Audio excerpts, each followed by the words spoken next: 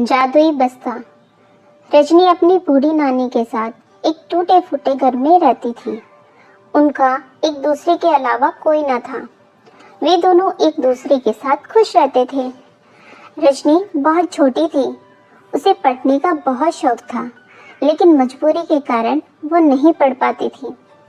रजनी की नानी पास के ही एक घर में साफ सफाई का काम करती थी, जिससे उनका थोड़ा बहुत गुजारा हो जाता था। घर की मालकिन सुधा बहुत दयालु थी। वो उनकी स्थिति बहुत अच्छे से जानती थी, तो वो कभी उनकी खाना देकर मदद कर देती, तो कभी अपने बच्चों के पुराने कपड़े और खिलौने रजनी को दे देती थी, क्योंकि उनके बच्चे भी रजनी की उम्र के थे। सुधा के बच्चे अच्छे स्कूल में पढ़ाई करते थे, लेकिन वे बच्चे बहुत ज़्यादा बदतमीज और घमंडी थे। वे अक्सर रजनी को चिढ़ाते थे कि वो हमेशा उनके पुराने कपड़े पहनती है और उसे किसी न किसी काम के बहाने परेशान करते थे। कभी उसे नौकरानी की नातिन कहकर बुलाते, तो कभी उसे और किसी नाम से बुलाते। रजनी को उनकी बातों का बहुत बुरा लगता, लेकिन वो बेचारी क्या ही कर सकती थी, इसलिए चुपचाप उनकी बातें सुनती रहती थी। लेकिन जब वे बच्चे ज़्यादा परेशान करते, तो वो गुस्से में उनसे कह भी देती थी, मैं नौकरानी नहीं हूँ। वे बच्चे कहते, अरे नौकरानी नहीं, ये तो उसकी नातिन है। जब रात को वो अपनी नानी के पास सोने जाती, तो उन बच्चों की बातें वो अपनी नानी से कहती, रिंकी पिंकी मुझे क्यों चिढ़ाते हैं, हम गरीब हैं, इसलिए वो हमसे ऐसा व्यवहार करती हैं। कोई बात नहीं बेटा, वो अभी नासमझ है, माफ करने वाला बड़ा होता है, तुम उन्हें माफ कर दो। फिर रजनी नानी से कहती है, नानी तुम मेरा भी नाम स्कूल में लिखवा दो ना, तुम तो जानती हो कि मेरा पढ़ने का कितना मन है, पर तुम हमेशा मना कर देती हो।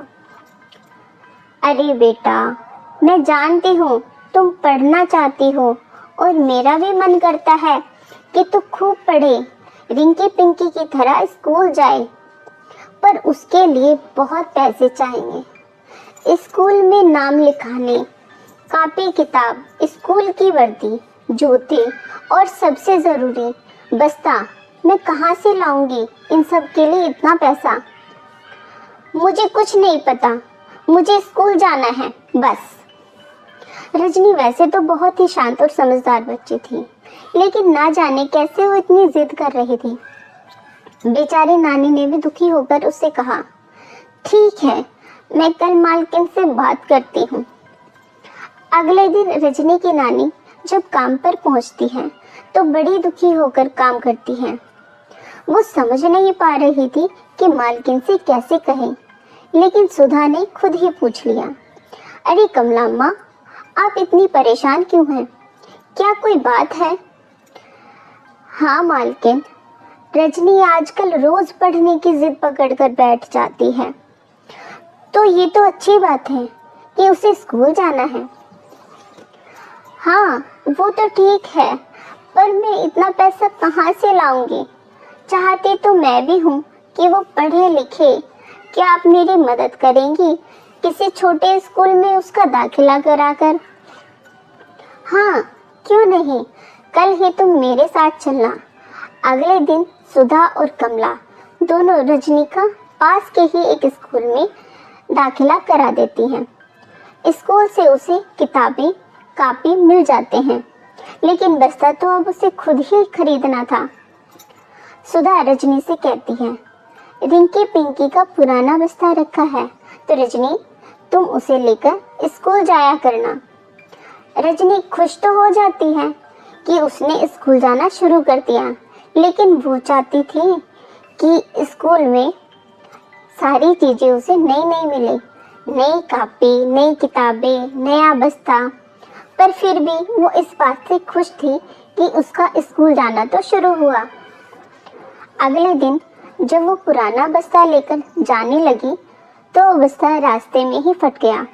उसकी सारी कॉपी किताबें सड़क पर गिर जाती हैं।